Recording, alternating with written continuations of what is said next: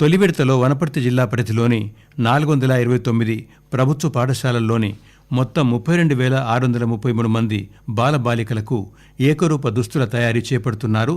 దుస్తుల తయారీపై వనపర్తి జిల్లా project manager Arunamma ఆకాశవాణితో మాట్లాడుతూ, వనపర్తి జిల్లాలో 429 ప్రభుత్వ పాఠశాలలో 32,633 మంది విద్యార్థులకు ఒక్కొక్కరికి 2 జతల చొప్పున ఏకరూప దుస్తులు కుట్టించి ఇవ్వడానికి వనపర్తి జిల్లాలో గ్రామ స్థాయిలో మరియు మండల స్థాయిలో మహిళా శక్తి టైలరింగ్ సెంటర్స్ ఏర్పాటు చేసుకుని యూనిఫామ్స్ కుట్టించడం జరుగుతున్నది. దీని ద్వారా మహిళలకు ఆర్థిక చేయూత చేకూరుతుంది.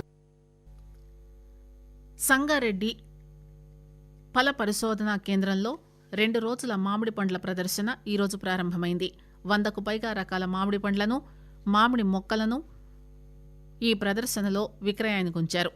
కొండా లక్ష్మణ్ బాపూజీ వైస్ ఛాన్సలర్ నీరజ ప్రభాకర్ మాట్లాడుతూ, సంగారెడ్డి పరిశోధనా కేంద్రం నుంచి పరిశోధనా కేంద్రం పలు మామిడి రకాలను రైతులకు అందిస్తూ మామిడి సాగులో అధిక దిగుబడికి కృషి చేస్తుందన్నారు.